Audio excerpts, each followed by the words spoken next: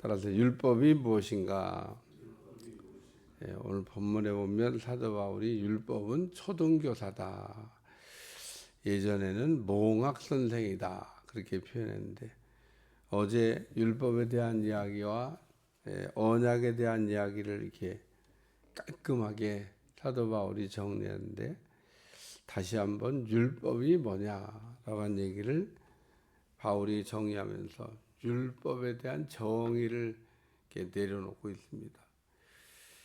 율법에 대해서 은혜 시대에는 율법이 필요 없다고 하는 니골라당 같은 이단이 초대교회에 있었습니다. 이미 정리된 거예요.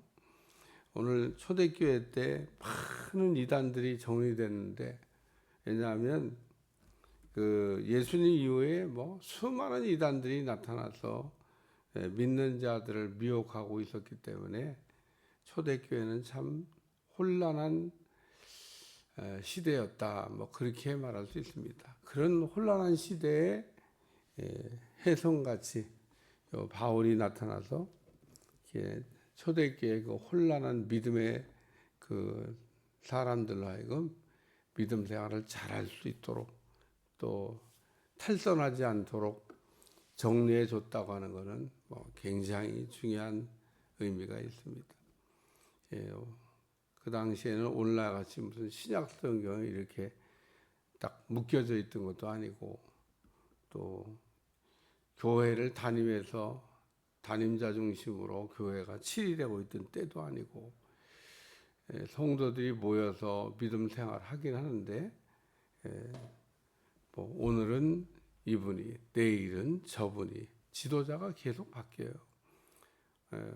와서 설교를 다양하게 듣는 거는 좋았겠습니다만은 이분은 이렇다고 그러고 저분은 저렇다고 그러고 초대교회 성도들이 얼마나 헷갈렸을까. 그러니까 이제 바울이 갈라디아 지방을 지나가고 난 다음에 또 다른 예루살렘에 올라간 그 지도자들이 바울이 전한 오직 복음으로란 말씀에다가 더하기 율법을 이야기해서 썼던 서신이 갈라디아서. 그래서 바울이 부득불 이 율법이 뭐냐라고 하는 것을 정리하지 않으면 안 되었기 때문에 그래서 율법을 당시에 그 사람들이 잘 알고 있는 이 초등교사에 비교를 해서 오늘날 우리는 초등교사 그러면 몽학 선생 그러면 이해가 안 돼요.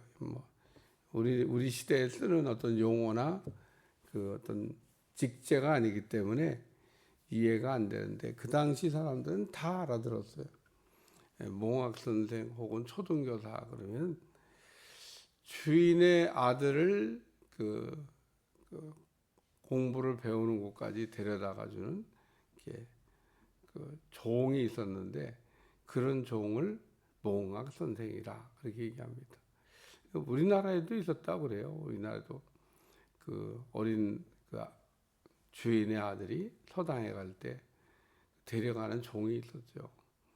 이 종은 주인 따라가도 공부하냐? 그건 아니고 안에서 공부하는 거고 밖에서 놀다가 주인이 다 공부 끝나면 또 다시 데리고 그야말로 주인의 그 아들을 서당까지 잘 이렇게 이끌어가는 역할.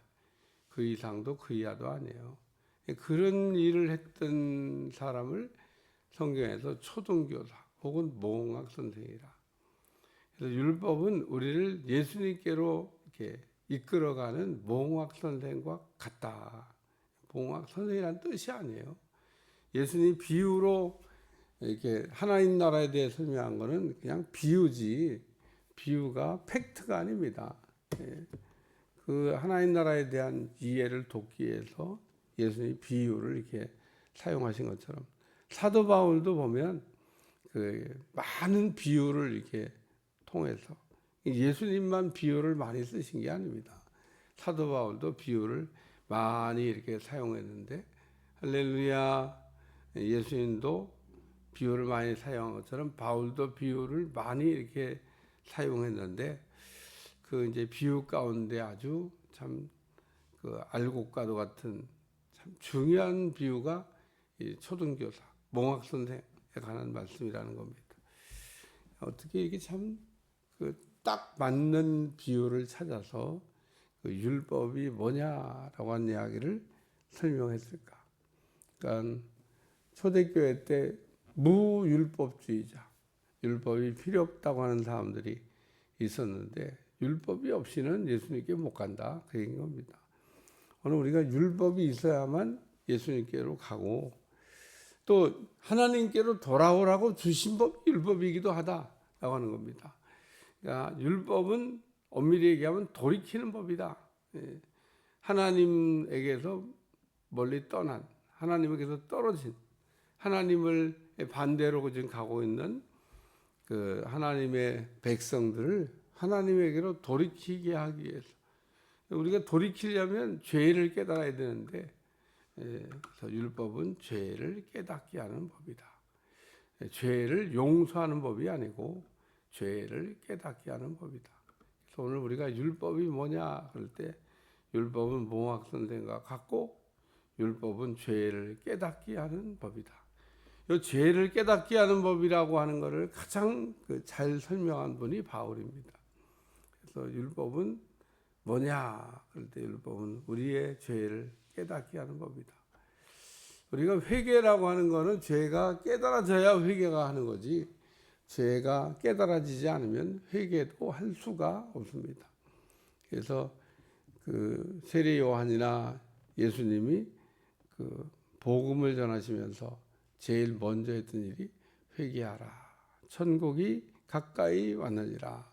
그래서 회개할 거를 이게 요구하셨는데 회개하라 그러는데 내가 뭘 그러고 죄가 깨달아지지 않으면 회개할 수가 없습니다. 예수님은 죄가 없다고 얘기하는 바리새인들, 바리새인들은 죄가 없다고 생각을 했어요. 왜 죄가 없다고 생각하느냐? 율법을 다 지켰기 때문에 죄의 문제를 해결했다고 믿고 살았던 이 바리새인들에게 율법을 더 강화했습니다. 율법으로 의인되기 위해서는 율법을 하나도 빠뜨리지 아니하고 다 지켜야 되고 그리고 율법을 다 지켰다고 얘기하려고 그러면 이것까지도 지켜야 된다 그러면서 마음으로 짓는 죄 우리가 돌비에 새겨진 율법을 지켰다고 자랑하는 유대인들에게 마음으로 짓는 죄도 지으면 안 된다. 누구를 미워하지 않았냐? 살인죄를 진 거다. 여자를 보고 그 이상한 생각을 했냐? 간음죄를 졌다. 이러면서 우리 주님이 너희가 마음으로도 죄를 짓는 문제를 해결해야 된다. 그것까지도 해결하지 않았다 하면 율법을 어긴 거다. 여전히 죄인이라는 얘기를 하셨습니다. 따라서 율법이 우리에게 하는 역할은 정죄하는 일을 합니다. 정죄.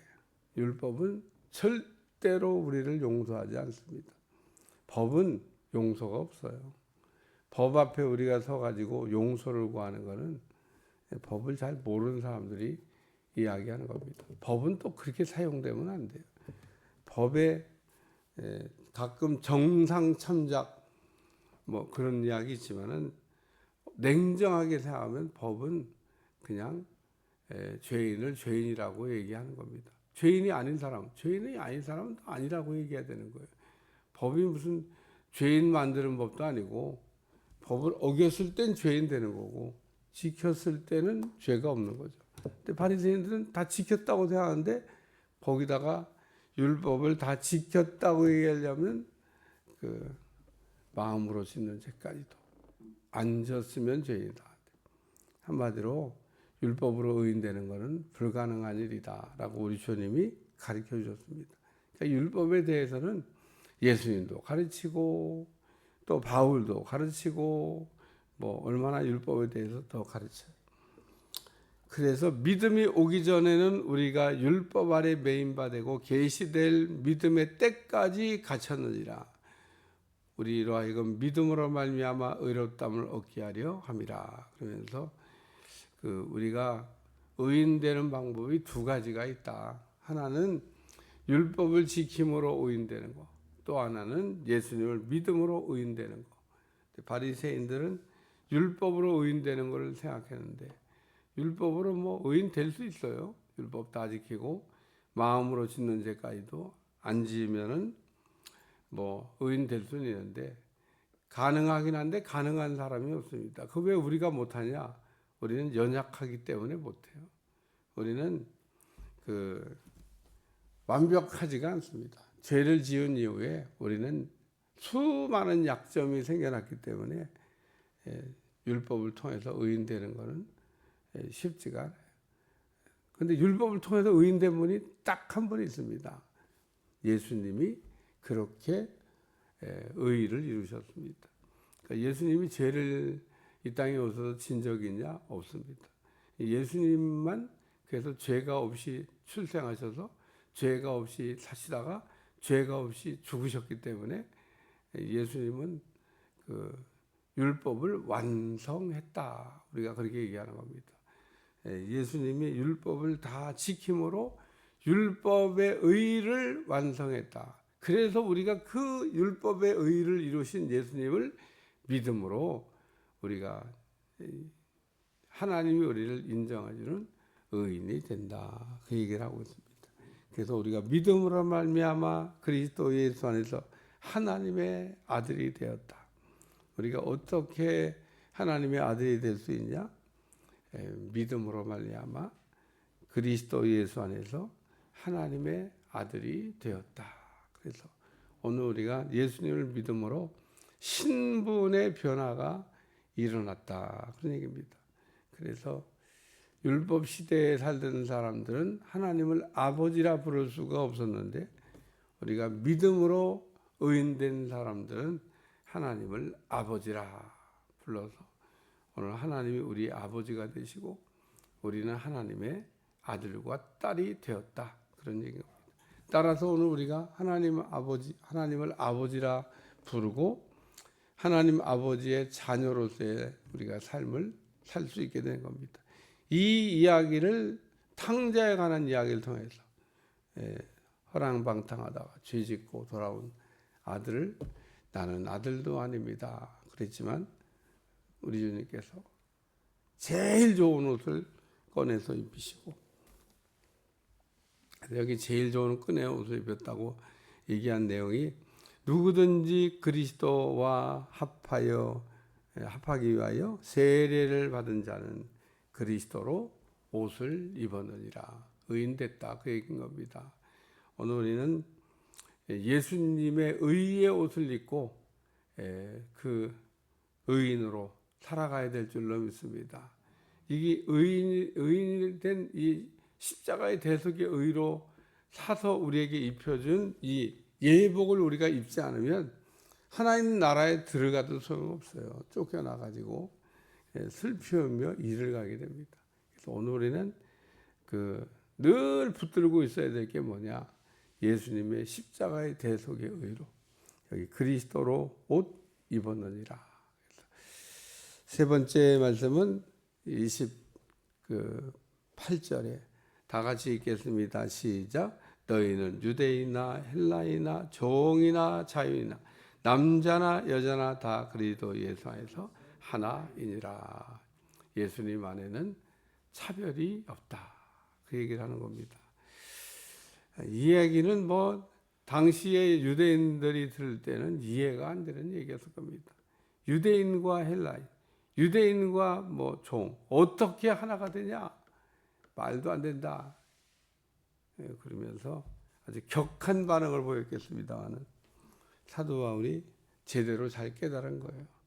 누구든지 예수님 안에서는 차별이 없이 다 구원받을 수 있다. 그 얘기고 다 하나가 될 수 있다. 그런 얘기입니다. 오늘 성경을 제대로 읽고 제대로 깨달았던 바울이 했던 말입니다. 그래서 오늘 우리는 예수님 안에서 하나가 되었다. 연합이 됐다. 그런 얘기입니다.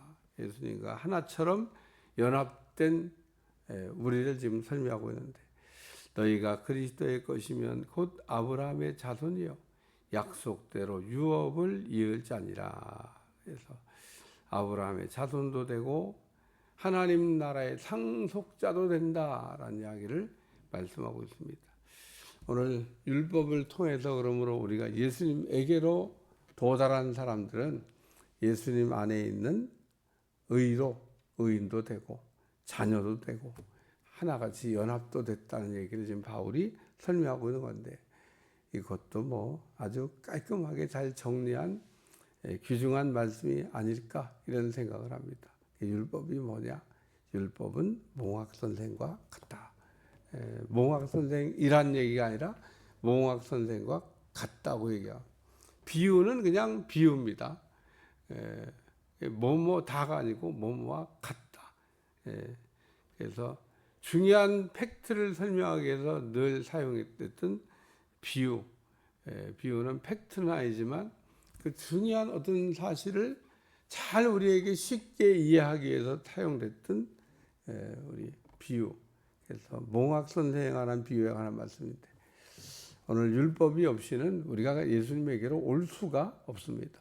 그렇기 때문에 율법은 없어질 수가 없어요. 율법은 늘 있어야 됩니다.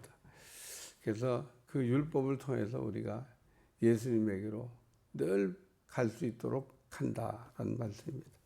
기도하겠습니다. 하나님 귀한 말씀을 통해서 오늘도 우리를 깨닫게 하심을 감사하며 복된 하루가 되게 하시고 주님의 은혜가 우리 가운데 넘쳐나도록 축복해 주옵소서. 예수님의 이름으로 간절히 기도하옵나이다. 아멘.